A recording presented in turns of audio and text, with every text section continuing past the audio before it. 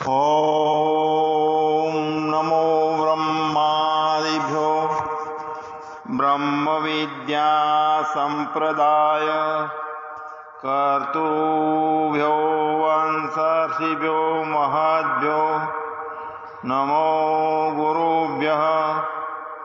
सर्वोपप्लवं रहितः प्रज्ञानगणः प्रत्यगर्थो ब्रह्मेवाहमस्मि ब्रह्मेवाहमस्मि। ॐ शङ्करं शङ्कराचार्यं केशवं बादरायणं सूत्रभाष्य कृतो वन्दे भगवन्तो पुनः पुनः। ईश्वरो गुरुरात्मेति मूर्तिभेदविभागिनं व्योमवद्व्याप्तदेहाय दक्षिणामूर्तये नमः। सच्चिदानन्दरूपाय विश्वोत्पत्त्यादिहेतवे तापत्रय विनाशाय श्रीकृष्णाय वयं नमः।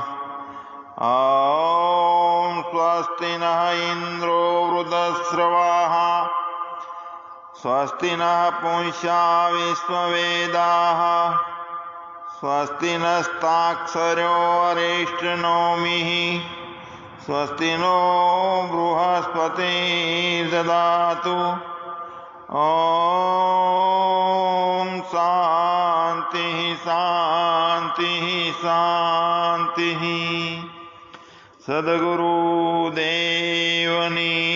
जय, भागवत भगवाननी जय, सच्चिदानंद भगवाननी जय। हरे राम राम राम हरे हरे, हरे कृष्णा कृष्ण कृष्ण हरे हरे, हरे राम राम राम हरे हरे, हरे कृष्ण कृष्ण कृष्ण हरे हरे, हरे राम राम राम हरे हरे, हरे कृष्ण कृष्ण कृष्ण हरे हरे। सद्गुरुदेवनी जय। सोही जवातु कोई जाने विरला, सूक्ष्म वेद सुनाऊं मेरे दाता। सद्गुरु राम ने रिझाऊं रे जी। सोई जवातु कोई जाने विरला, सूक्ष्म वेद सुनाऊं मेरे दाता। सद्गुरु राम ने रिझाऊं रे जी। मन पवन नो मूળ बाधी, अगम खड़किए आवो रे हो जी। मन पवन नो मूड़ो रे बाधी, अगम खड़किए आवो रे हो जी। खरी खबर थी खोजु गोविंद ने खरी खबर थी खरी खबर थी खोजु गोविंद ने ते पर लगन लगाऊं मेरे दाता सदगुरु राम ने रिझाऊं रे हो जी मूल कमल ने मध्य लावूं सुनमो न ध्यान लगावूं रे हो जी ए अटकल थी जपुय जंपा ये अटकल थी जपुय जंपा श्वास श्वास समावूं मेरे दाता सदगुरु राम ने रिझाऊं रे जी चाली सूरता चढ़ी गगन मां अनहद नाद सुनाऊं मेरे दाता अनहद नाद सुनाऊं रे हो जी जहल ज्योति जागी जरूं के जहल ज्योति लागी जरूं के ऋषि मुनि सीधाऊं रे हो जी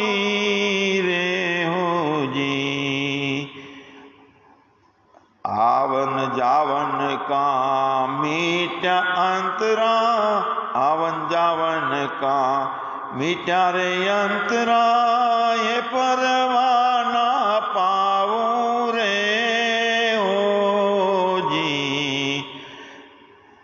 आवन जावन का मीठा अंतरा ये परवाना पाऊं मेरे दाता सदगुरु राम ने रिझाऊं रे हो जी सोई जवा तो कोई जाने वीरला सूक्ष्म वेद सुनाऊं मेरे दाता सदगुरु राम ने रिझाऊं रे हो जी सदगुरु देवनी जय।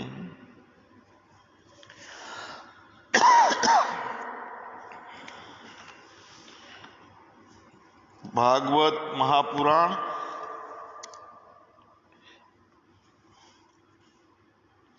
એ પરમાત્માએ ભગવાને જે બ્રહ્માજીને ચતુર્શ્લોકી ભાગવતના 4 મંત્રો કયા છે એનો અભ્યાસ આપણે ચાલે છે। દરેક દ્રશ્યની સાથે દ્રષ્ટા રહેલો હોય છે અને દ્રષ્ટાની સાથે એનું દર્શન એનું માપ એ રહેલું હોય છે। તો એ માપ સાચું થાય ત્યારે સાચું દર્શન કયું કહેવાય। તો ભગવાનનું દર્શન ભક્તો માગે છે એટલે કે ભગવાનનું માપ માગે છે અને જે દ્રષ્ટિથી ભગવાન જગતને જુએ છે એવી દ્રષ્ટિ ભક્ત ભગવાન પાસે માગે છે। ચતુર્શ્લોકી ભાગવતનો 3જો મંત્ર અને 4થો મંત્રનું આપણે આજે લેશું। યથા મહાતિ ભૂતાની ભૂતેષુ ચાવચેષ્વનું પ્રવિષ્ટાન્ય પ્રવિષ્ટાની તથા તેષુ ન તેષ્યહમ। યથા મહાંતિ ભૂતાની ભૂતે સુચાવચેષ્વનું જેના નાના મોટા ભૌતિક પદાર્થોમાં 5 ભૂત એમના કારણરૂપથી પ્રવિષ્ટ થયા હોય એવું દેખાય છે, છતાં પ્રવિષ્ટાન્ય પ્રવિષ્ટાની છતાં વાસ્તવમાં એ 5 મહાભૂતોનો પ્રવેશ બનતો નથી. એ જ પ્રમાણે હું એટલે કે ભગવાન સર્વ પ્રાણીઓમાં એમના આત્મા રૂપે રહેલો લાગવા છતાં વાસ્તવમાં એમનાથી હું અલગ છું. ભગવાન 7મા અધ્યાયના 12મા શ્લોકમાં ગીતામાં કહે છે કે એ જ એવ સાત્વિકા ભાવા રાજસા તામસાશ્ચેવ મત એવેતિ તાન વિધિ ન ત્વહમ તેષુ તે મયી. એટલે કે સત્વગુણમાંથી ઉદ્ભવતા બધા ભાવો છે, રજોગુણથી અને તમોગુણથી થતા ભાવો છે, એ બધાને તું મત એવેતિ તાન વિધિ, મારાથી જ થનારા છે એવું સમજ. અને તેમ હોવા છતાં પણ ન ત્વહમ તેષુ તે મયી, વાસ્તવમાં એમનામાં હું કે તેઓ મારામાં નથી. એ જ વાત અહીંયા ચતુશ્લોકી ભાગવતમાં કીધી છે. જેના નાના મોટા ભૌતિક પદાર્થોમાં 5 મહાભૂત એમના કારણરૂપથી પ્રવિષ્ટ થયા હોય તેવું દેખાય છે, છતાંય વાસ્તવમાં એમનો પ્રવેશ બનતો નથી. અને તે જ પ્રમાણે હું ભગવાન સર્વ પ્રાણીઓમાં એમના આત્મા રૂપે રહેલો લાગવા છતાં વાસ્તવમાં એમનાથી અલગ છું. એટલે કે જીવોની પ્રકૃતિના ધર્મો તે આત્માના ધર્મો નથી. અને છતાંય આત્મા સર્વ વ્યાપક હોવાથી પ્રકૃતિની જગ્યાએ છે. જેમ કોઈ નટ હોય અને સ્ત્રીનો વેશ ધારણ કરે તો પુરુષનો વેશ છુપાવે છે, અને પુરુષનો વેશ લે છે ત્યારે સ્ત્રીનો વેશ છુપાવે છે. એમ જ્યારે પ્રકૃતિના ધર્મો જોર પકડે છે ત્યારે આત્માનું સ્વરૂપ ઢંકાઈ જાય છે, આચ્છાદિત થઈ જાય છે. અને આત્માનું સ્વરૂપ જોર કરે છે ત્યારે પ્રકૃતિના ધર્મો દૂર થાય છે, એટલે કે એનો બાદ થઈ જાય છે. પરમાત્મા બધામાં છે, બધું પરમાત્માને આધારે છે, પણ બધું તે પરમાત્મામાં નથી. ન ત્વહમ તેષુ ન મયી, હું એમાં નથી કે તેઓ મારામાં નથી. 4થા શ્લોકમાં ઉપદેશ કરે છે ભગવાન બ્રહ્માજીને, એતાવદેવ જિજ્ઞાસ્યમ તત્વવિજ્ઞાસુના આત્મનઃ અન્વય વ્યતિરેકાભ્યામ તસ્યાત સર્વત્ર સર્વદા. અન્વય અને વ્યતિરેક એ બંને હેતુથી એમ સિદ્ધ થાય છે કે અન્વય એટલે જે કાયમ સદાય રહે છે તે, વ્યતિરેક એટલે તે રહેતું નથી તે. તો કાયમ સદાય રહેવા વાળો જે છે એ પરબ્રહ્મ છે, તે જ આત્મા છે. તો તે કાયમ રહે છે એવું નક્કી ક્યારે થાય છે કે બધું જ એક એક એનામાં રહેતું નથી અને જાય છે, એના આધારે જે બચે છે તે કાયમ રહે છે. અન્વય છે તે બચી રહે છે, સદાય રહે છે. અને વ્યતિરેક છે એક એક કરીને જાય છે. જગત જાય છે, ઇન્દ્રિયો જાય છે, દેહ જાય છે, બુદ્ધિ જાય છે, બધાનો લય થાય છે. પણ બધું જતાં જતાં જે બચે છે તે કદીએ જતો નથી, એવો સદા છે, સર્વત્ર છે, સર્વમાં છે એવું તત્વ જે છે. અન્વય અને વ્યતિરેક એ બંને હેતુથી એમ સિદ્ધ થાય છે કે માત્ર એક જ તત્વ સદા સર્વત્ર છે, એક જ તત્વ છે. અને તે જ વાત આત્મતત્વના જિજ્ઞાસુએ અન્વય વ્યતિરેક ભાવથી જાણવા જેવી છે. માટે નિશ્ચલ સમાધિ દ્વારા મારા આ મતને ધારણ કરો એવું ભગવાન ચતુશ્લોકી ભાગવતના છેલ્લા મંત્રમાં કહે છે. નિશ્ચલ સમાધિ દ્વારા કાયમ મને ધારણ કરીને અને મારો આ મત છે. કયો મત છે? કે માત્ર એક જ તત્વ સદા સર્વત્ર છે, તે હું છું. એ વાત આપણે જિજ્ઞાસુઓએ જાણી લેવી જોઈએ આપણામાં. અને એનાથી આપણે કલ્પાંતરમાં વિવિધ પ્રકારની જે સૃષ્ટિ કરીએ છીએ તો પણ એમના એ સૃષ્ટિમાં મોહ થશે નહીં. ભગવાને ગીતામાં કીધું છે કે સર્વ વાસુદેવ મિતિ સ મહાત્મા સુદુર્લભ. બધું વાસુદેવમય છે. એવું જેનું જ્ઞાન પાકું થઈ જાય, બધું જ વાસુદેવમય છે, ટેમ્પરરી નહીં. બધામાં પરમાત્મા જોવાનો, બધું વાસુદેવમય છે, એવું જેનું જ્ઞાન પાકું થઈ ગયું એવો મહાત્મા મળવો દુર્લભ છે. તો તે બધાનો આત્મા જુએ છે, કોઈની પ્રકૃતિ જોતો નથી.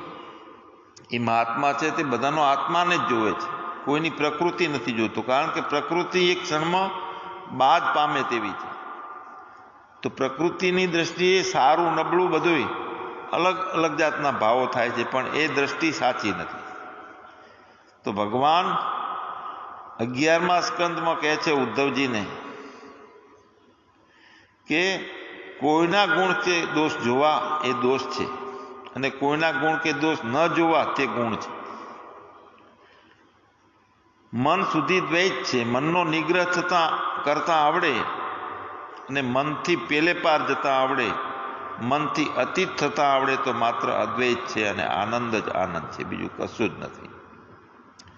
પણ મનની પેલે પારે જઈને મોજું માણીએ. મનની પેલે પારે જવા માટે જ્ઞાન, અભ્યાસ, વૈરાગ્ય અને ભક્તિ. સુખદેવજીએ પરીક્ષિત રાજાને કહ્યું છે કે હે પરીક્ષિત રાજા, સૃષ્ટિની શરૂઆતમાં બ્રહ્માના નિષ્કપટ તપથી 1000 વર્ષનું બ્રહ્માજીએ નિષ્કપટ તપ કર્યું હતું. અને એ તપથી પ્રસન્ન થઈને ભગવાને એમને પોતાનું શુદ્ધ સ્વરૂપ બતાવ્યું. અને એ વખતે જે ઉપદેશ આપ્યો છે તે જ આત્મ સાક્ષાત્કાર માટેનું માત્ર એક જ સાધન છે. એ ઉપદેશ બ્રહ્માજીને ભગવાને આપ્યો હતો. તપથી પ્રસન્ન થઈને બ્રહ્માજીના પ્રશ્નો હતા, અને એ જે આત્મ સાક્ષાત્કાર માટે ભગવાને જે વાતો કરી છે, તો એ ઉપદેશ કેવો હતો અને કેવી રીતે ભગવાને બ્રહ્માજીને આપ્યો, એની વિગત આ ચતુશ્લોકી ભાગવતમાં 4 મંત્રોમાં બતાવી છે. એ વખતે ભગવાને જે વાત કરી છે એ 4 મંત્રોની ચતુશ્લોકી ભાગવતની રચના થઈ છે. અને તે ચતુશ્લોકી ભાગવત છે એ ભાગવતનું મૂળ છે અને આત્મજ્ઞાનનું પણ મૂળ છે. ચતુશ્લોકી ભાગવતમાં કોઈ અવતારની વાત નથી કરી. થોડી ચતુશ્લોકી ભાગવતમાં વાતો કરી છે. બ્રહ્માજીએ નારદજીને જે ભાગવત સંભળાવ્યું એમાં બ્રહ્માજીની વાતમાં અવતારની વાત આવે છે, પણ જ્યારે ભગવાનને અનેક રૂપે થવાની ઈચ્છા થઈ ત્યારે એમણે પોતાની માયાથી પોતાના સ્વરૂપમાં જે કાળ, કર્મ અને સ્વભાવ એમના પોતાના સ્વરૂપમાંથી કાળ, કર્મ અને સ્વભાવ સ્વીકાર કર્યો છે. કાળથી 3 ગુણવાળી પ્રકૃતિ, સત્વગુણ, રજોગુણ અને તમોગુણ, એ કાળથી 3 ગુણવાળી પ્રકૃતિમાં વિષમતા આવે અને સ્વભાવથી ગુણોમાં પરિણામ થયું છે, અને કર્મથી મહત્તત્વ ઉત્પન્ન થયું છે. તો એમાંથી પછી અહંકાર એ બધું થયા છે. એ આપણે વાત જોઈ લીધી છે. અનેક રૂપે ભગવાનને થવાની ઈચ્છા થઈ ને, તો એમણે પોતાની માયાને ઉત્પન્ન કરી છે. અને માયાથી પોતાના સ્વભાવમાં, માયાના સ્વભાવમાં કાળ, કર્મ અને સ્વભાવનો સ્વીકાર કર્યો છે ભગવાને માયા દ્વારા. કાળથી 3 ગુણવાળી પ્રકૃતિ થઈ, અને એ પ્રકૃતિ 3 ગુણવાળી છે, એમાં વિષમતા કાળથી થઈ છે. સ્વભાવથી ગુણોમાં પરિણામ થયું છે. અને કર્મથી મહત તત્વ ઉત્પન્ન થયું છે. અને મહત તત્વમાંથી પછી અહંકારમાંથી બધી ઇન્દ્રિયો, દેહ ઉત્પન્ન થયા છે, મન ઉત્પન્ન થયું છે, એમાંથી આખા જગતની રચના થઈ છે. ચતુશ્લોકી ભાગવત કે જે ભગવાને બ્રહ્માજીને કહ્યું, એમાં ભગવાને એવું જણાવ્યું છે કે બધું જે કાંઈ હતું છે અને રહેશે તે બધું મારું જ સ્વરૂપ છે. અને માયા એ કોઈ સાચી વસ્તુ છે જ નહીં. નથી છતાં દેખાય તેને ભગવાન માયા કહે છે. તો એવી માયામાંથી પહેલો કાળ, પછી કર્મ અને સ્વભાવ નીકળે. તો એમ બ્રહ્માજીએ નારદજીને કહ્યું અને તેની વિરુદ્ધ વાતમાં નારદજીને અને બીજાને પણ શંકા થઈ છે. તો બ્રહ્માજીએ નારદજીને કીધું છે કે ભગવાનના વાસ્તવિક સ્વરૂપને હું, તમે અને મહાદેવજી પણ જાણી શકતા નથી, તો પછી બીજા દેવો સી રીતે જાણી શકે? એની માયાથી રચાયેલા જગત અને એ જગતમાં એની માયાથી મોહિત થવાનું જે ભૂમિકા આખી ઊભી થાય છે, જગતમાં મોહ ઉત્પન્ન થાય છે. તો એ મોહના કારણે આપણે બધા પોતપોતાની બુદ્ધિ પ્રમાણે જગતની રચના જાણીએ છીએ. બ્રહ્માજીએ કહ્યું, એવું પણ કીધું કે જે મુનિજન પોતાના દેહ, મન અને ઇન્દ્રિયોને સ્વાધીન કરી લે છે, પોતાના અંકુશમાં કરી લે છે, એને એ તો જ્ઞાનથી થાય છે. દેહ, મન અને ઇન્દ્રિયો સ્વાધીન જ્ઞાનથી થાય છે. જ્ઞાનાંકુશ સમા બુદ્ધિ તસ્ય નો ચલતે મના. તો જ્ઞાનના અંકુશ વાળો થઈ જાય દેહ, મન અને બુદ્ધિઓ, ઇન્દ્રિયો, એ પોતાને સ્વાધીન થઈ જાય છે. પોતે માલિક, સાક્ષી હોવા છતાંય પ્રમાતા બની અને ગુલામ બની ગયેલો, જ્યારે જ્ઞાન કાળે ગુલામી છૂટી જાય છે, સાક્ષી પોતાના અસલ સ્વરૂપમાં એટલે કે માલિકના સ્વરૂપમાં પ્રસ્થાપિત થઈ જાય છે. એ વખતે દેહ, મન અને ઇન્દ્રિયો, ખાસ કરીને મન પોતાનો હાથ અદ્ધર કરી દે છે કે હું હવે મારી સત્તા નથી. તો સ્વાધીન કરીને તે પોતે ભગવાનના સ્વરૂપને જાણી શકે છે. પણ જેઓ સંશય છે, કુતર્ક કરે છે, તો એમને આ સ્વરૂપ પરમાત્માનું સ્વરૂપ છે એ પડદો બની જાય છે. મેં હી પડદા બના થા મુझे માલુમ ન થા. ભગવાન એટલે કે હું ઓરિજિનલ સચ્ચિદાનંદ રૂપે છું તે હું જણાતો નથી. કેમ કે સંશય અને કુતર્કના કારણે ઓરિજિનલ હું છે એટલે આત્માનું સ્વરૂપ છે તે આચ્છાદિત થઈ જાય છે. તો આના ઉપરથી આપણને ખ્યાલ આવે કે સૃષ્ટિ કઈ રીતે થઈ અને કેવી છે. તો એ ખ્યાલ આવે ઉપર ચલો સમજાવવા ઉપર બહુ કંઈ આગ્રહ શાસ્ત્રોમાં, ભાગવતમાં નથી રાખ્યો, પણ ભક્તિ, જ્ઞાન અને વૈરાગ્યથી માયાને તરી શકાય છે. અને એ વાત બધા શાસ્ત્રોમાં આગ્રહથી સમજાવે છે. 9મા અધ્યાયમાં પણ કીધું છે કે જ્યારે ભગવાને બ્રહ્માજીને પોતાનું સ્વરૂપ બતાવ્યું ત્યારે એ એવું જણાવ્યું કે જ્યાં રજ, તમ અને તેનાથી મળેલ સત્વગુણ પણ ન હતા, ત્યાં કાળ પણ નહોતો. તો કાળ હોય તો જ બીજા વિકારો આવે, તો બીજા વિકારો પણ નહોતા. ત્યાં માયાનો લેશ પણ ન હતો. ત્યાં સુર, અસુર જેની પૂજા કરે છે એવા પાર્ષદ ગણો નિવાસ કરે છે. એના મુખ્ય પાર્ષદ ગણમાં નંદ, સુનંદ અને સુબલ અને અહર્ણના નામ આપ્યા છે પાર્ષદોના. એ વાસ્તવિકમાં અહીંયા સમાધિ ભાષાનો અર્થ છે તે જ્ઞાન, શક્તિ અને આનંદરૂપ સચ્ચિદાનંદનું સ્વરૂપ, એવો અર્થ થાય છે. મુખ્યમાં જ્ઞાન, શક્તિ અને આનંદરૂપ સચ્ચિદાનંદનું સ્વરૂપ બ્રહ્માએ જોયું એવો અર્થ નીકળે છે. ભગવાને જવાબમાં કીધું હતું કે તપ એ મારું બળ છે અને તપથી જ હું જગતની ઉત્પત્તિ, સ્થિતિ અને લય કરું છું. બ્રહ્માજીએ કહ્યું કે હું આપની આજ્ઞાથી સૃષ્ટિની ઉત્પત્તિ કરું તો પણ હું મને સ્વતંત્ર કર્તા તરીકે ના માનું, મને કર્તાનું કોઈ અભિમાન ના આવી જાય, એવું વરદાન માગું છું.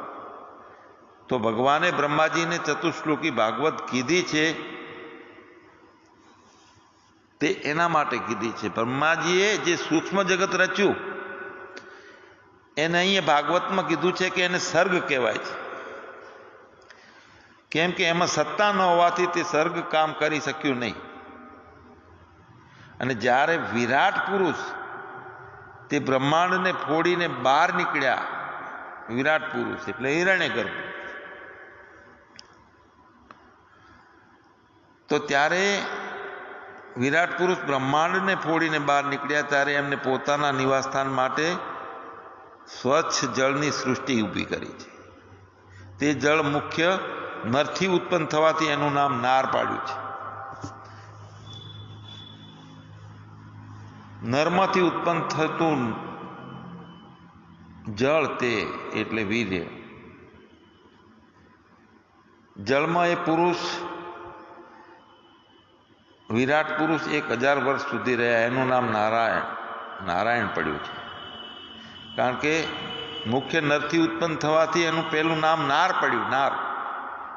અને એની અંદર એ જળમાં પુરુષ એમને ફલિત ના થયું બીજ, અને 1000 વર્ષ સુધી બીજ રૂપે રહ્યા છે, એનું નામ નારાયણ છે. તે નારાયણની સત્તાથી દ્રવ્ય, કર્મ, કાળ અને સ્વભાવ અને જીવની સત્તા બધી જે છે તે ઉત્પન્ન થયેલ છે. હવે જીવની સત્તા ઉત્પન્ન થઈ છે, દ્રવ્ય ઉત્પન્ન થયું છે, કાળ ઉત્પન્ન થયો છે, કર્મ ઉત્પન્ન થયું છે, સ્વભાવ ઉત્પન્ન થયો છે, તે નારાયણની સત્તાથી ઉત્પન્ન થયેલ છે. અને જો તેની ઉપેક્ષા થાય તો કોઈની સત્તા ના રહે. તેથી નારાયણ એ ભગવાનનું સમષ્ટિ સ્વરૂપ છે. અને તે નારાયણે પોતાની માયાનો આશ્રય કરીને પોતાની શક્તિથી અધિદેવ, અધ્યાત્મ અને અધિભૂત નામના 3 ભાગ કર્યા છે. હવે અહીંયા અધિદેવ, અધ્યાત્મ અને અધિભૂત એનો અર્થ શું છે? અહીંયા હમણાં કર્મની વાત કરી, કર્મ એ કોને કહેવાય છે? સ્વભાવની વાત કરી, સ્વભાવ શું છે?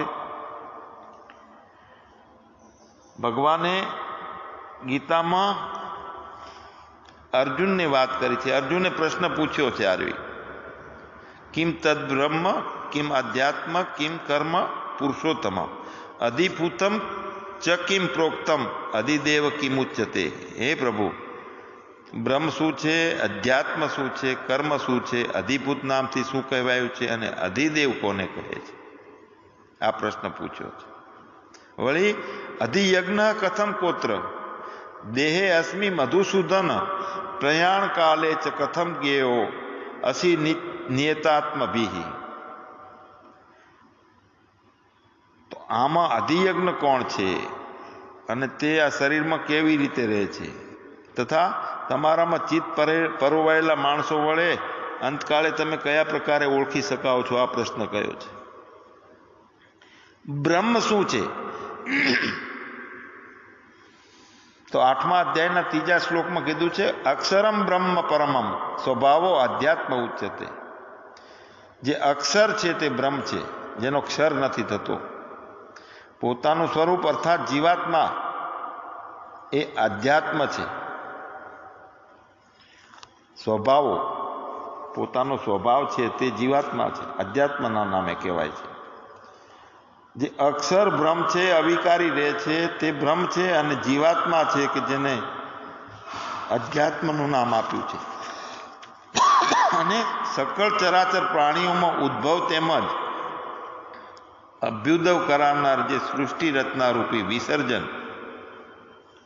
સૃષ્ટિની રચના અને વિસર્જન સૃષ્ટિનું અર્થાત કે ત્યાગ, એને કર્મના નામે ઓળખ્યો છે. કર્મ એટલે જે સૃષ્ટિની રચના કરી છે વિરાટ પુરુષે, અને એ સૃષ્ટિનો ત્યાગ થયો છે તે કર્મના નામે ઓળખાયો છે. અધિભૂત શું છે, અધિદેવ શું છે, અને અધિયજ્ઞ શું છે? અહીંયા વાત કરી. ભગવાનનું સમષ્ટિ સ્વરૂપ છે તે નારાયણે પોતાની માયાનો આશ્રય કરી પોતાની શક્તિથી અધિદેવ, અધ્યાત્મ અને અધિભૂત, અધ્યાત્મ એટલે જીવ, સ્વભાવ એટલે જીવ, અધિભૂત, અધ્યાત્મ અને અધિદેવ એ શું છે? તો અધિભૂતમ ક્ષરો ભાવ, ઉત્પત્તિ વિનાશશીલ પ્રત્યેક પદાર્થ છે તે અધિભૂત છે. જે ઉત્પન્ન થાય છે અને વિનાશ થાય છે દરેક પદાર્થને અધિભૂત, ભૂત એટલે ભવંતી ઇતિ ભૂતાની, જે બને છે તેને ભૂત કહેવાય છે, અને જે બને છે એ નાશ પણ પામે છે. એટલે અધિભૂતમ ક્ષરો ભાવ, પુરુષાધિદેવતમ, અને જે હિરણ્યમય પુરુષ છે, વિરાટ પુરુષ, તે જ અધિદેવ છે, તે જ નારાયણ છે. અને અધિયજ્ઞો અહમ મેવાત્ર દેહે દેહ ભૂતાંબર, ઉત્પત્તિ વિનાશીલ પ્રત્યેક પદાર્થ છે તે અધિભૂત છે, હિરણ્યમય પુરુષ છે તે અધિદેવ છે, અને દેહધારીઓમાં શ્રેષ્ઠ અર્જુન, આ શરીરમાં હું જ વાસુદેવ રૂપી અંતર્યામી રૂપે અધિયજ્ઞ હું પોતે છું.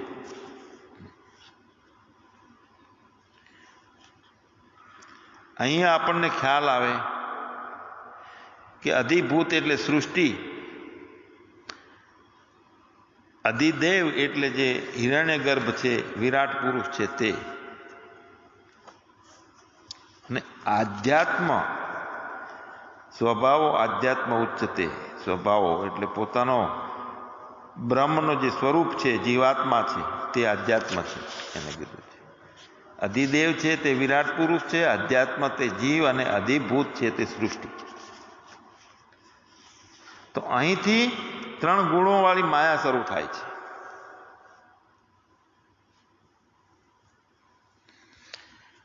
વિરાટ પુરુષની ચેષ્ટા થાય તો એ ચેષ્ટા થવાથી એની શક્તિથી સૂત્રાત્મા નામનો મુખ્ય પ્રાણ થયો છે. પરમાત્મા તો અસંગી જ રહ્યો છે, એને પોતાની શ્રેષ્ઠ ચેષ્ટા બતાવી નથી, વિરાટ પુરુષની ચેષ્ટા, હિરણ્ય ગર્ભની ચેષ્ટા, અને એ ચેષ્ટાની શક્તિથી સૂત્રાત્મા નામનો મુખ્ય પ્રાણ થયો. જેમ રાજાના સેવક બધા રાજાને અનુસરે બધા સેવકો, તેમ બધા જીવોમાં વ્યાપ્ત મુખ્ય પ્રાણ, તો એ પ્રાણની ચેષ્ટા બધા જીવોમાં થાય છે વ્યાપીને, અને તો જ બધી ઇન્દ્રિયો ચેષ્ટા કરી શકે છે. ઇન્દ્રિયો જે હલનચલન કરે છે, દરેક ઇન્દ્રિયો પોતપોતાનું કામ કરે છે, તેની અંદર કરંટ પહોંચે છે, તો એ પ્રાણની ચેષ્ટાથી થાય છે. તેથી પ્રાણ ઉપર બધા યોગીઓ બહુ ધ્યાન આપે છે. પ્રાણને વશ કરીને સમાધિમાં જઈને યોગીઓ પરમ તત્વની પ્રાપ્તિ માટે યોગીઓ બહુ ધ્યાન આપે છે. તો મતલબ શું છે કે યોગીઓને એકાગ્રતાની જરૂર છે યોગમાં, અને એ તપ કે છે એને. પ્રાણને વશ કરવા માટે જે એકાગ્રતા માટે બેસે છે એને તપ છે. આપણા જીવનમાં પણ કોઈ કર્મ બરાબર કરવું હોય તો એમાં ચિત્તની એકાગ્રતા જોઈએ, અને એનાથી પ્રાણનો વેગ પણ ચાલે છે. ભૂખ તરસ લાગે છે, વિરાટના પ્રાણને ગતિ મળે છે. વિરાટને તરસ લાગી, તેથી વિરાટનું મોઢું થયું છે. જ્યારે વિરાટને બોલવાની ઈચ્છા થઈ ત્યારે વાણી ઉત્પન્ન થઈ, વિરાટને સૂંઘવાની ઈચ્છા થઈ તો એમ નાક ઉત્પન્ન થયું છે. એને દેખવાની વિરાટને ઈચ્છા થઈ તો આંખ, ચક્ષુ, એ ચક્ષુનો નામનું અધિભૂત એટલે કે ગોલક થયું છે. સૂર્ય નામના અધિદેવ દેવ થયા, અને દર્શન શક્તિ રૂપી અધ્યાત્મ ભાવ ઉત્પન્ન થયો. ત્યારે નેત્ર છે એ રૂપને જોવા લાગ્યું. આધ્યાત્મ ભાવ એટલે જીવાત્માનો ભાવ, કંઈક કરવું છે, કંઈક જોવું છે, એવો ભાવ ઉત્પન્ન થયો તો આંખને નેત્ર જોવાનું શરૂ થઈ ગયું, નેત્રને રૂપ જોવાનું શરૂ થઈ ગયું. તો એ પ્રમાણે બધા વિષયોની આ સમજી લેવાનું છે. દરેકમાં અધિભૂત, અધિદેવ અને અધ્યાત્મ આ ત્રિપુટી છે. અધિભૂત એટલે બધી ઇન્દ્રિયોના ગોલકો, અધિદેવ એટલે બધી ઇન્દ્રિયોના દેવો, અને અધ્યાત્મ એટલે આ બધાને ભોગવવા માટેની ઈચ્છા, બધી ઇન્દ્રિયો દ્વારા વિષયોને ભોગવવાની ઈચ્છા, એ અધ્યાત્મ ભાવ. તો અધિભૂત એટલે બધા ગોલકો, બધા પદાર્થો ઉત્પન્ન થયા તે. અધિદેવ એટલે પ્રત્યેક ઇન્દ્રિયના દેવો, અને અધ્યાત્મ એટલે જીવની બધી ઈચ્છાઓ. તો આ પ્રમાણે બધા વિષયો એમાં ત્રિપુટી સમજી જ લેવાની. આ ભાગવતમાં 10મા સ્કંદમાં વિસ્તારથી આ વાત આવે છે. જ્યારે એક શરીરમાં જવાની ઈચ્છા થઈ એટલે નાભિદ્વાર અને અપાનવાયુ ઉત્પન્ન થયા. એની સાથે એના દેવ મૃત્યુદેવ ઉત્પન્ન થયા છે. અને તે બંનેના આશ્રયથી પ્રાણ અને અપાનના ભેદરૂપ મૃત્યુ થાય છે. પોતાની માયાનો વિસ્તાર કરવાની ઈચ્છા થઈ ત્યારે એમાંથી હૃદય, મન અને સંકલ્પ એ બધું ઉત્પન્ન થયા છે. સંકલ્પો વધવાથી માયા વધે છે. તો આ પ્રમાણે બ્રહ્માજીએ નારદજીને ભગવાનનું સ્થૂળ સ્વરૂપ સંભળાવ્યું છે. અને તે સ્થૂળ સ્વરૂપ 5 મહાભૂત, અહંકાર, મહત્તત્વ અને પ્રકૃતિ, એ 8 આવરણથી ઢંકાયેલું છે સ્થૂળ શરીર.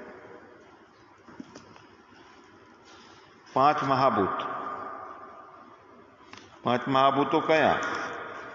આકાશ, વાયુ, અગ્નિ, પાણી અને પૃથ્વી. આ 5 મહાભૂતો છે. અને 5 મહાભૂતની અંદર 3 અહંકાર, મહત્તત્વ અને પ્રકૃતિ, આ 8નો ઠાઠ છે બધો.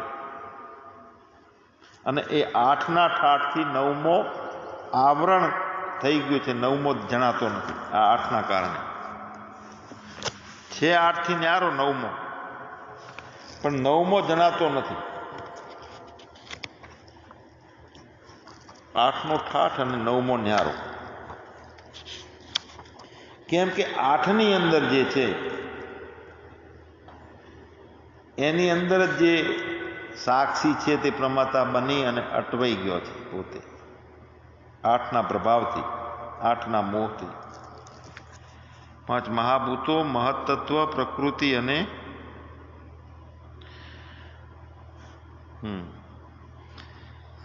તો માયાનો વિસ્તાર કરવાની ઈચ્છા થઈ તો એમાંથી હૃદય, મન અને સંકલ્પ થયા છે. અહંકાર, મહત્તત્વ અને પ્રકૃતિ 5 મહાભૂતોની સાથે મળીને જે 8ના દ્વારા જે ઊભું થયું છે એમાં જ અજ્ઞાનના કારણે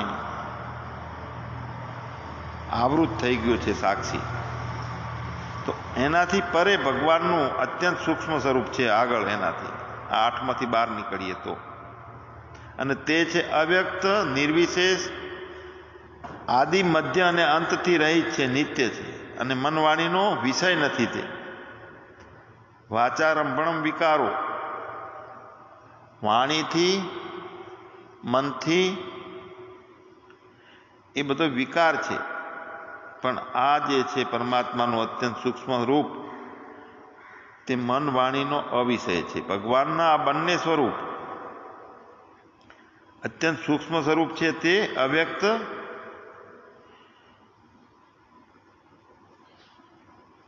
નિર્ગુણ અને સગુણ બંને સ્વરૂપ માયાના સંબંધથી પ્રકાશિત થયા છે.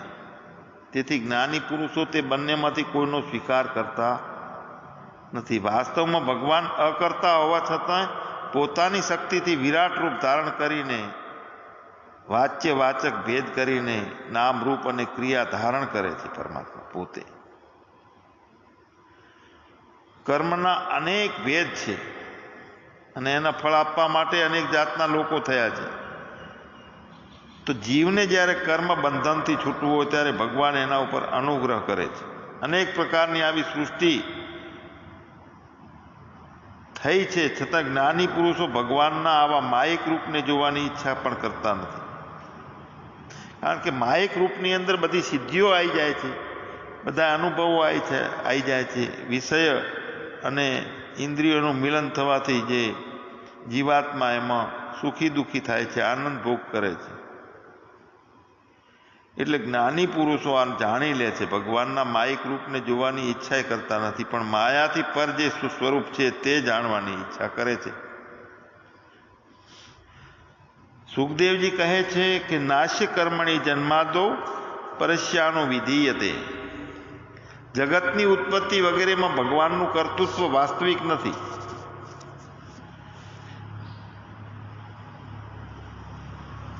પણ કર્તાપણાનો નિષેધ કરવાને માટે માયાનો આરોપ કરેલો છે ભગવાન. માયા વિશિષ્ટ ચેતન, ઈશ્વર માયાવાળું ચેતન.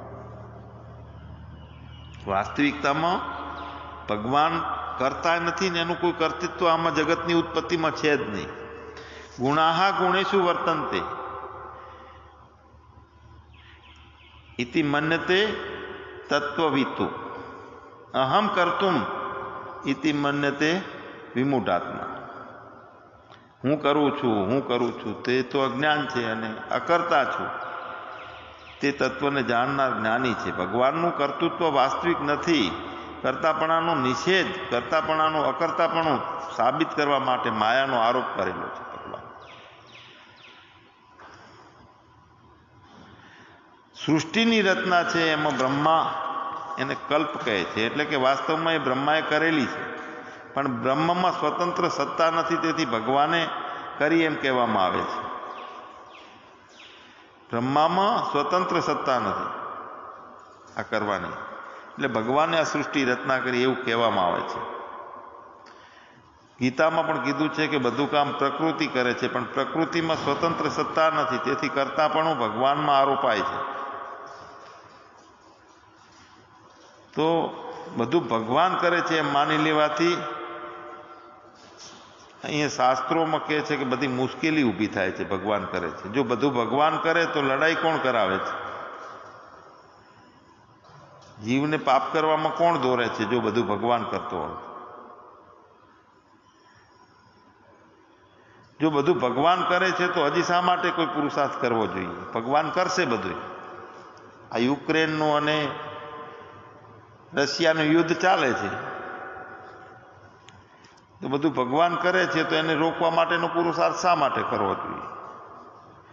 આ બધી મુશ્કેલીઓ ઊભી થાય છે. જીવ અનાચારમાં પડી જાય અને તે વખતે પણ પોતાના બચાવ માટે બધા એમ જ કહેવા માંડે કે ભગવાન કરે છે બધું. તો આ ખોટી સમજણમાંથી નીકળવા માટે માયાનું સ્વરૂપ સમજવાની જરૂર છે. જે ગુણ અને દોષ આપણને માયામાંથી દેખાય છે તે ભગવાનમાં નથી, તો આવ્યા ક્યાંથી? માયામાં દેખાય છે ને ભગવાનમાં નથી. તો એ બરાબર સમજવા માટે માયાનું જે સ્વરૂપ ચતુર્શ્લોકી ભાગવતમાં આપેલ છે તે બરાબર યાદ રાખવું જોઈએ. એટલે ઋતેર્થ અપ્રીતિયેન ન પ્રીતિયેન ચાત્મની, જે વસ્તુ રૂપે સિદ્ધ ન થાય છતાં સાચા જેવી દેખાય છે. એનો મતલબ એ થયો કે જે બધું ખોટી સમજણમાં આપણને આવે છે ખોટું છે,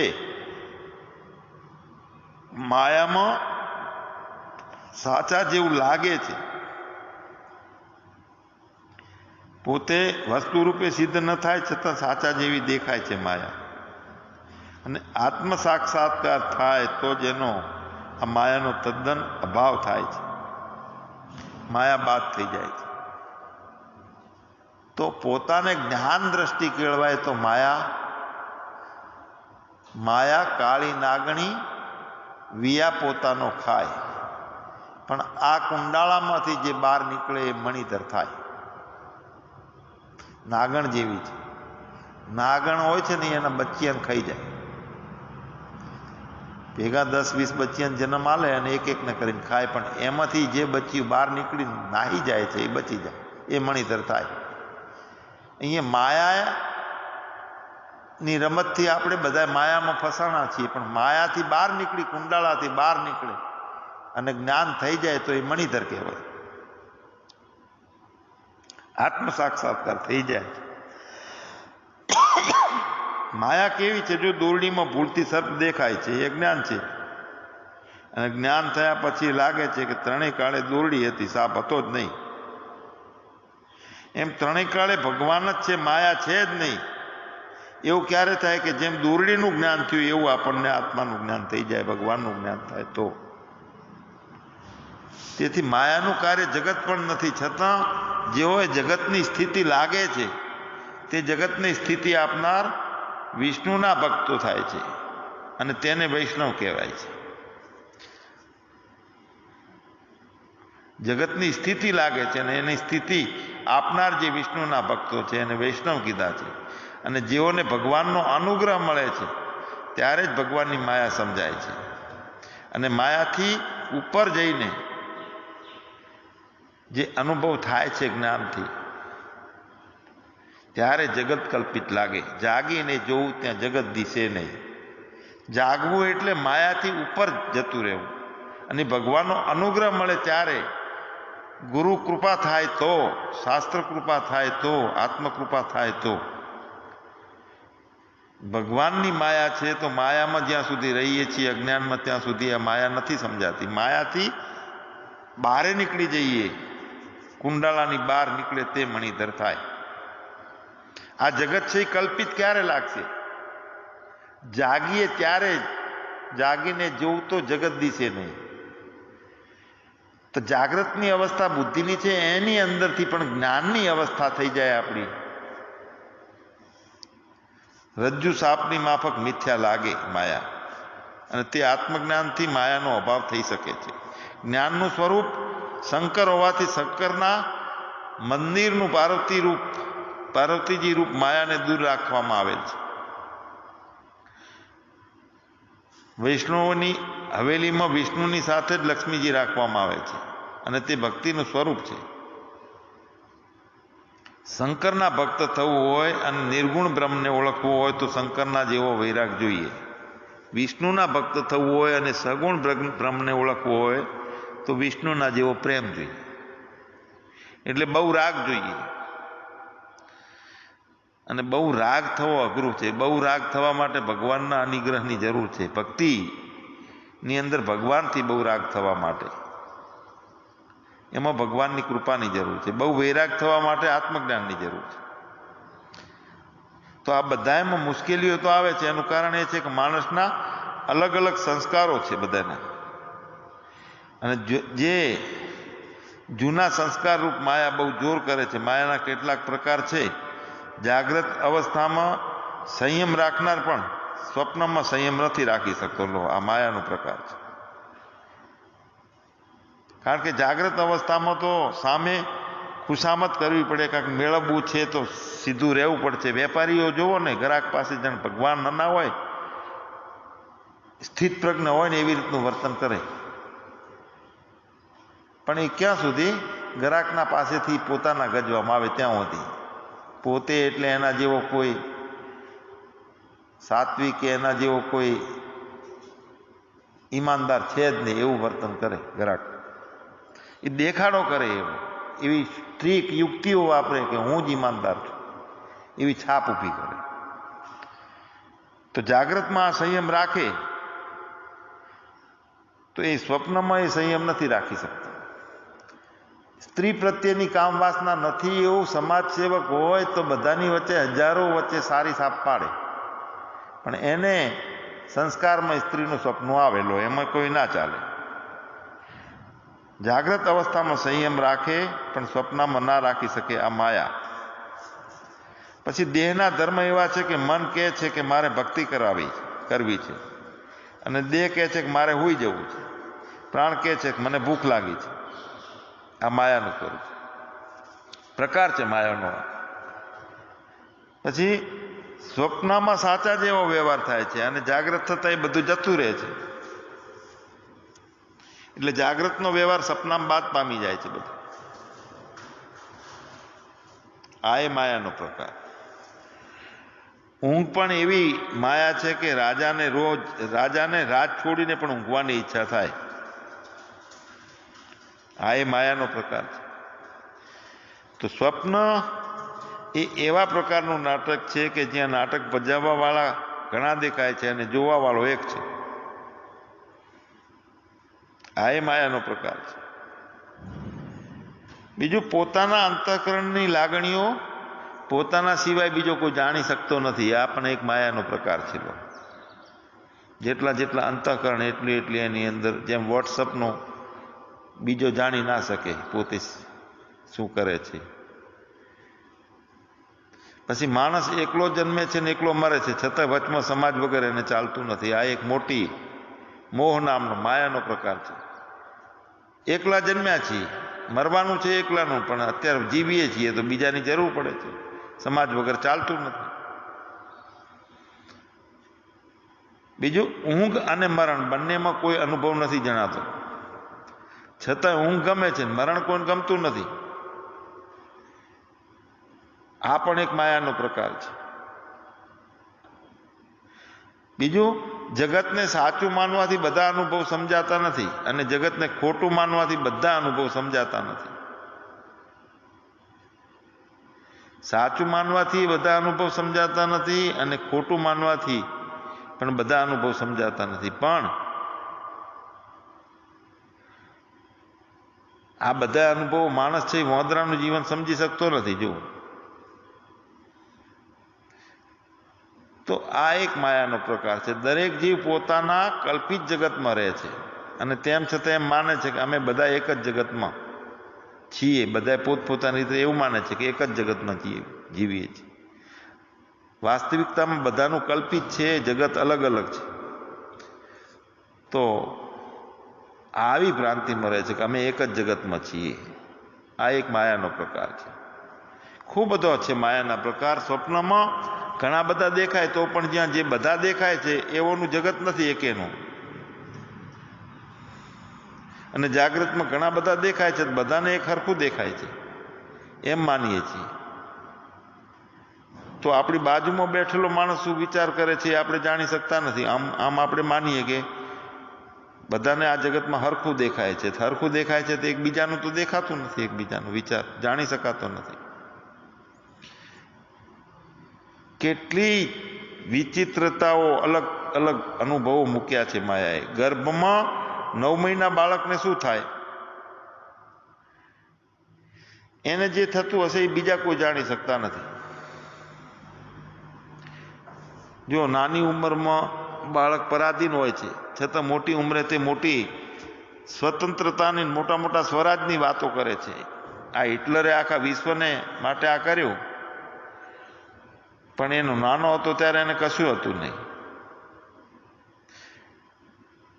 તો નાની ઉંમરમાં પરાધીનતાઓ છે, મોટી ઉંમર થાય છે, બુદ્ધિ વધે છે, ગુણો એમાં પેસે છે. એટલે જો આ માયાનો ખેલ, તમે માયાને જ વિચારથી જાણી શકાય આ રીતે. સત્ય શું છે એને માટે પ્રયોગો કરવા પડે છે અને એમાં બીજાની ખાતરી માગવી પડે છે સત્યને તપાસવા માટે. આ સંશય પણ એક માયાએ ઊભો કરેલો છે. પછી આશા અને તૃષ્ણા. આશા અને તૃષ્ણા મોહમાં નાખે છે, છતાં જીવ એને છોડી શકતો નથી. આશા અને તૃષ્ણા છે એ ચૂડેલ જેવી છે, વળગે છે. કોઈને પ્રવૃત્તિ ગમે, નિવૃત્તિ ગમે, ગમે એ ગમે એમાં જાઓ, પણ આ ચૂડેલ આપણને છોડતી નથી. એમાં પેસી ગયા, એના પંજામાં જે આવી ગયા તો એમાંથી છૂટવું, એમાંથી બહાર નીકળવું એ કાઠું કામ થઈ જાય છે. આશા અને તૃષ્ણા મોહમાં નાખે છે, એટલે એમાંથી છૂટી શકાતું નથી. બીજી એક વાત માયાની આવે કે જીવન ક્ષણિક છે અને મોટા મોટા વૈજ્ઞાનિકો છે એ પણ ક્ષણમાં મરી ગયા છે, છતાં એની જગ્યાએ બીજા આવી ગયા છે. આ જગત કોઈ ઊભું રહ્યું નથી. એનું કારણ, જેમ ઓટલાનો કોઈ દાડો નખો જ ના જાય. એક ઓટલામાં તે બધા ઘડિયાઈને બે 4 જણા ઓછા થયા તો બીજા 2-4 જણા આવે. તો કાયમ આ ધારા જગતની છે ચાલ્યા કરે છે. આ પણ એક માયાનો ખેલ છે. આપણને સારું સારું ગમે છે, છતાં રોજ કકળાટ સાંભળવા પડે છે. ગમે છે બધું સારું સારું અને છતાં અનિષ્ટ દર્શન થયા કરે છે આપણને. ગમે છે તેવું બનતું નથી અને આપણને ના ગમે એ અનુભવવું પડે છે. આ પણ માયા. બુદ્ધિનું જ્ઞાન બધું રહેતું હોય એવું લાગે છે, છતાં રોજ જતું રહે છે અથવા નવું બને છે. આ એ માયા છે. કાળ જતો રહે છે, છતાં કાળમાં જે રહેલા છે, કાળમાં કાયમ રહેલા છીએ એવું સાચું લાગે છે આપણને. બાકી કાળ તો ચાલ્યો જાય છે. 70 વર્ષની ઉંમર થઈ તો 70 વર્ષ આપણને સાચા લાગે. આઈને જતા રહ્યો કાળ તો વર્તમાન છે એટલો રહે છે સામે. માયાનું આપણે સ્વતંત્ર હોઈએ એમ વર્તીએ છીએ, છતાં બંધન લાગ્યા કરે છે. આ માયા. પછી જગત સત્ય લાગે છે, છતાં જગતની બહાર સત્ય શોધવામાં આવે છે. જગતમાં સુખ મળતું નથી, છતાં માણસ જગતમાં સુખ શોધ્યા કરે છે. આ માયા. જો ઘણી વખત આપણને ભૂલ થાય ત્યારે ભૂલ ટાઈમે ભૂલની ખબર હોતી નથી, પાછળથી ભૂલની ખબર પડે, છતાં દરેક વખતે આપણી વાત જ સાચી છે એમ આપણે માનીએ છીએ. તોય આ માયાનો પ્રભાવ. ભવિષ્ય શું છે એની આપણને ખબર નથી, છતાં ભવિષ્ય માટે વર્તમાન નો ભોગ લઈ લઈએ છીએ. વર્તમાન જીવન છે એ જીવનનો માણસ ભોગ લઈ લે છે. વર્તમાનમાં હાલે મારે શું કરવું એનો યથાર્થ ખબર નથી પડતી. આ માયા છે. ભવિષ્ય શું છે એની ખબર નથી, છતાં ભવિષ્ય માટેના આયોજનો. અત્યારે વર્તમાનમાં દુઃખી થઈ નહીં, ભવિષ્ય માટે આયોજનો કરીએ છીએ. આપણને એવું લાગે છે કે આપણે બીજાને પ્રેમ કરીએ છીએ, છતાં વાસ્તવમાં આપણે આપણા ઉપર જ પ્રેમ કરીએ છીએ. આ જ માયા આ છે કે બીજાના ઉપર પ્રેમ કરીએ એવું લાગે છે.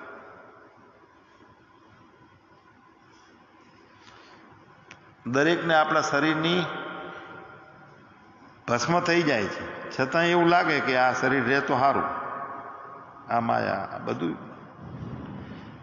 કેવી રચના કરી છે. આ બુદ્ધિ નિર્ણય કરી આપે તો એ શંકાનો અંત જણાતો નથી. આપણે સ્વાર્થી હોઈએ તો ખબર ના હોય, પણ ખબર પડે એટલે સ્વાર્થ તરફ તિરસ્કાર ઉત્પન્ન થાય છે. અને છતાંય પોતાનું સ્વમાન છે, અંદર તિરસ્કાર જેવું લાગે પણ સ્વાર્થી છું એનું, પણ એક બાજુ દાબી દઈએ અને સ્વમાન આપણું ટકી રહે એવું બધાને ગમે છે. આ માયા. દરેક પોતે માણસ સ્વાર્થી છે, પણ બીજાએ નિસ્વાર્થી થવું જોઈએ એવી રીતની માગણી કરે છે લોકો.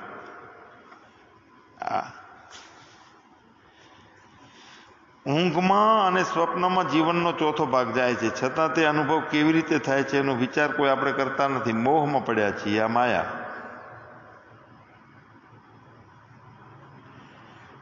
બીજું એક મોટી વાત માયાની કે સ્વપ્ન વખતે સ્વપ્નું જાગ્રત જેવું લાગે છે, અને તો જાગ્રત સાચું છે એવું કાયમ લાગે છે. જાગ્રત ખોટા જેવું લાગતું નથી. અને આ જાગ્રત સાચું શું છે એની ખાતરી શું? તો માયાની કેટલીક આ રમતો છે. એક ભગવાનમાંથી અનેક રીતે નીકળ્યા તે સમજવામાં ઘણા વિદ્વાનોની બુદ્ધિ બેર મારી જાય એવું છે. માયાથી અનેક દેખાય છે. માયાનું સ્વરૂપ કેવું છે તે કોઈ સિદ્ધ નથી કરી શક્યો હજુ સુધી. માયાનું સ્વરૂપ સિદ્ધ થઈ શકતું નથી. એમાં ના થાય એ જ સારું છે, એમ જ લાભ છે. નકે તો ઘણી ઉપાધિઓ ઊભી થાય એમ છે.